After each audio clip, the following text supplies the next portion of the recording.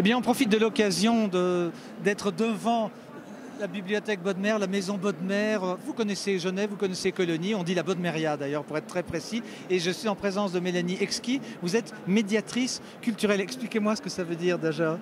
Alors une médiatrice culturelle se charge de faire le lien en fait entre les contenus qui peuvent être parfois scientifiques, assez difficiles d'accès, notamment au musée de la Fondation Martin Bodmer, et le public, les visiteurs. Donc je m'occupe de tout type de public, que ce soit les petits-enfants de 5-6 ans jusqu'aux personnes âgées. Voilà.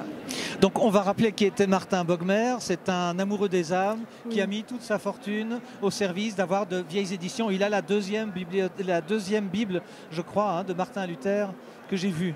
La deuxième Bible au monde. Alors effectivement, c'est un des plus grands collectionneurs du XXe siècle qui a essayé de retracer donc l'histoire de l'écrit, des origines jusqu'aux livres contemporains. Donc une collection absolument sublime. Et vous avez présenté en ce moment la Bible de Gutenberg aussi. Oui, absolument magnifique. Et alors quand on parle de Bible et quand on parle de presse et quand on parle de livres, on rappellera que le protestantisme ou la réforme a quand même bien aidé à faire passer le message. Complètement. Traduction de la Bible, etc. Mais je ne vais pas vous apprendre votre métier. Il y a des livres, ça veut dire que vous éditez vous-même des choses? Alors oui, en lien principalement avec nos expositions temporaires. Nous avons des publications, des catalogues, comme vous en avez des exemples ici. Donc le dernier catalogue sur Goethe et la France. L'année Frankenstein, très important. Oui, une très très belle exposition qu'on a accueillie l'année passée.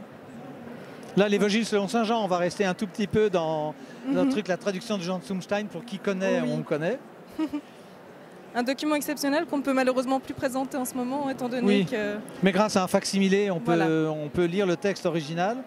Et puis on rappelle donc que votre fondation se trouve sur les hauts de Colonie. Et puis vous allez reconnaître facilement, vous passez devant une grille et vous voyez de manière fugace un logo qui a été prévu par Mario Botta. Donc on ne se refuse aucun sacrifice. Je vous recommande d'aller chez vous. Oui. On peut faire des visites sur rendez-vous, j'en ai vécu. Exactement, oui. Et on peut venir comme ça aussi. Oui, vous pouvez venir en visiteur libre. Vous avez de toute façon accès à des audioguides ou des explications au sein des cartels, donc il n'y a pas de souci. Mais effectivement, si vous voulez faire des visites guidées, il y en a aussi à disposition. Vous retrouvez toutes nos informations sur notre site internet. Sauf que le lundi, c'est fermé comme tous les musées. Le lundi après-midi, c'est fermé, tout à fait. Le lundi après-midi. Oui, nous sommes ouverts tous les après-midi, excepté le lundi, donc de 14h à 18h.